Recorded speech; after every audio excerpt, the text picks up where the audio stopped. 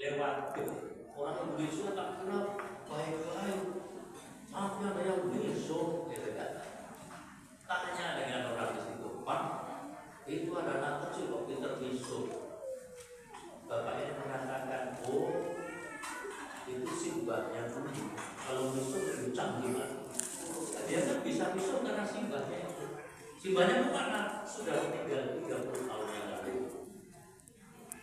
Sudah meninggal 30 tahun yang lalu, keburukannya masih ada di pojok sana. Di pojok sana. Kenapa?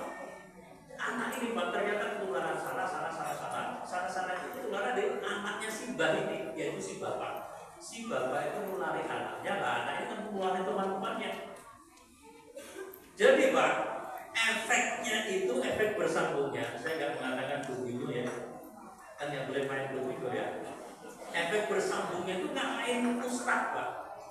Ustaz itu ngasih fotokopi belum tentu bersambung kemana-mana. Tapi orang musuh Pak, nggak usah pakai fotokopi.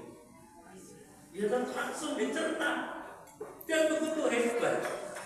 Dicerna anaknya punya anaknya pergaulannya luas, misuhnya kemana-mana. Itu artinya sudah meninggal, keburukannya masih kemana-mana.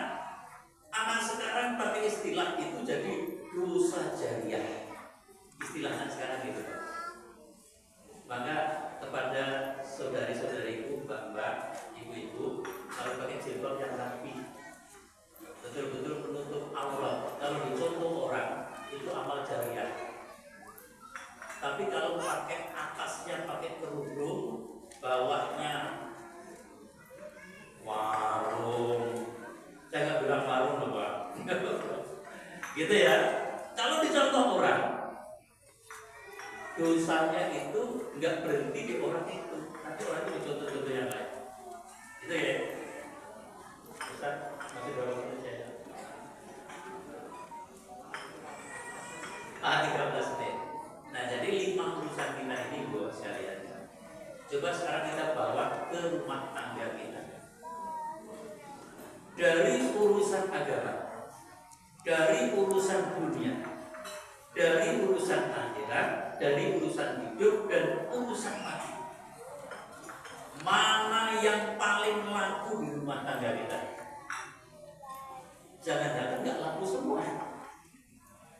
Ambil contoh di urusan dunia. Kalau agama nanti dikira undang-undang pengajian urusan agama ekstrim banget, oke lah ya.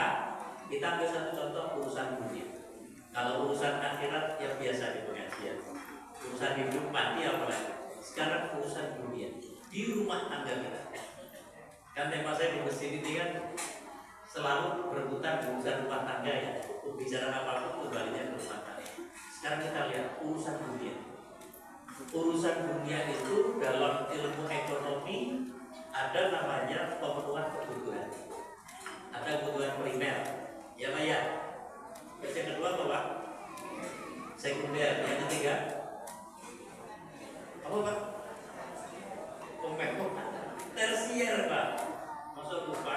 Kan dulu kita pernah sekelas Pak waktu SMP. Ya. Sekarang yang tiga ini ambil contoh kebutuhan sekunder. Kebutuhan sekunder Pak. Singkatan saya SPP. Apa itu Pak? S-nya? SPP. Sandang. Yang kedua pangan. Yang ketiga papan. Sekarang pertanyaan saya, yang betul itu sandang dulu atau pangan dulu Pak? Pangan dulu. Pangan. Yang bilang pangan dulu berapa orang? Baru sendiri 2, 3, 4 ya. Yang bilang sandang dulu siapa? Ya gak ngacung ini maunya Pak. Itu bukan abstain Pak, takut salah. Padahal salah itu pahalanya 1, benar pahalanya 2 lah mau jawab. Kalau diem aja 0. Ya nggak tahu lah ya. Tapi bagus Pak, diem aja Pak. Daripada sudah nggak jawab rame dengan. Jadi gini Pak, bedanya manusia dengan hewan itu pada kebutuhan SP tadi Pak. Sandang pangan. Tolong ibu, kalau ibu pas nggak puasa ya, pagi-pagi lapar. Wah, itu ada warung gudeg, sana warung apa gitu. Kira-kira ketika lapar itu langsung keluar, langsung keluar. Enggak, minimal cari daster, ya Pak ya. Tapi pernah nggak lihat ayam begitu lapar, mau keluar tuh cari daster dulu, cari jilbab dulu, cari kaos kaki dulu, dah. Itu bedanya manusia dengan ayam. Berarti kalau ada manusia yang mementingkan pangan dan apa daripada sandang, kayaknya itu temannya. Yang bilang ayam jadi kan ya. Gitu ya. Nah sekarang persoalan dari sandang pangan papan. Ya sekarang kita ambil yang pangan ya toh. Biar adil, biar ayam juga ikutnya. Apakah urusan pangan kita ini sudah kita perbaiki? Pangan itu ada yang halal, ada yang haram. Oke? Sekarang kita ambil yang halal. Tapi benarkah yang halal itu benar-benar halal masuk ke perut kita? Beras halal, kambing halal, ya, bumbu-bumbunya halal. Menjadi haram tergantung kita cara mencarinya. Cara mencarinya sudah halal Pak? Oke, sudah kita masak segala macam. Pertanyaan yang ketiga, bagaimana mengkonsumsinya? Pernah lihat orang pakai jilbab rapi, yang laki-laki berjas rapi, tapi makan sambil berdiri Pak? Pernah lihat? Oh sering.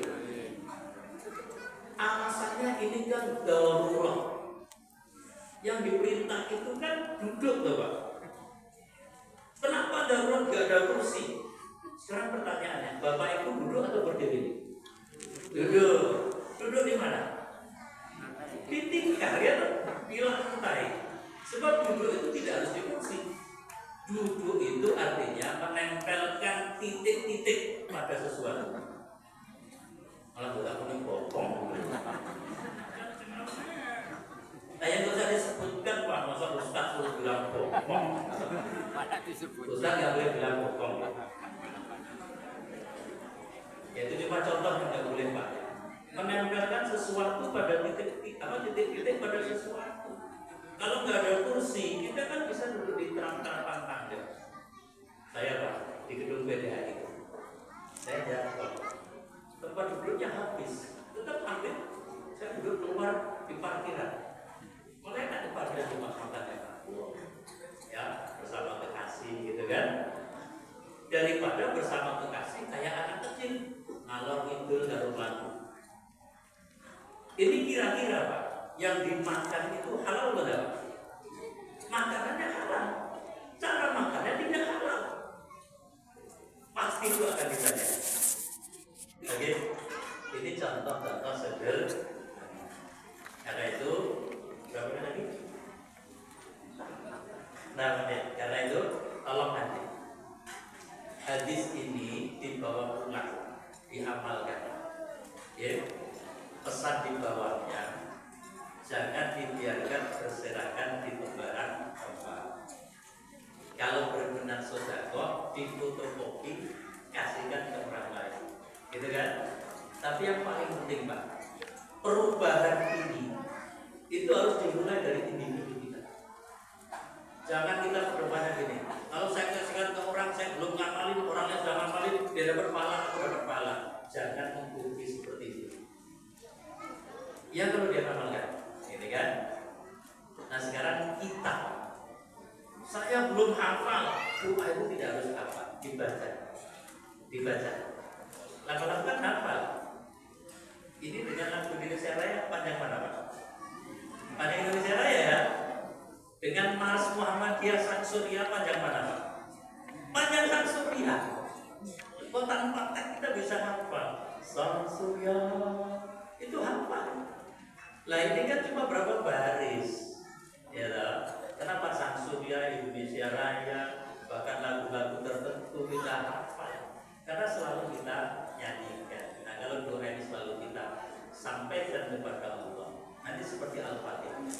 Ya, kita bukan cuma hafal, kita menjiwai, kita meresapi, bahkan pada akhirnya kita amalkan di dalam kehidupan kita sehari-hari. Kita mulai dari individu kita, kemudian kita keluarga kita, mati maki-makian antara diri pribadi, keluarga, diri pribadi, keluarga, diri pribadi, keluarga. Tapi jangan egois, sambil kita sedikit banyak menyebar ke masyarakat, ya. Bila perlu meluas kepada umat, bila perlu kepada bangsa dan negara kita yang sekarang ini jujur kita semua harus prihatin sedang tidak baik-baik saja kalau kita tidak memperbaiki. Gitu ya. Nanti Bapak sekalian, yuk kita baca lagi doanya. Bismillahirrahmanirrahim. Bismillahirrahmanirrahim. Allahumma aslih li dini alladhi huwa ismatu amri wa aslih li dunyaya allati fiha ma'ashi wa aslih li akhirati allati fiha ma'adi waj'alil hayata ziyadatan li fi kulli khair waj'alil mauta rahatan li min kulli syarrin. Amin. Cukup sekian. Nasrullah Mubasyirin Mu'minin. Assalamualaikum warahmatullahi wabarakatuh. Waalaikumsalam.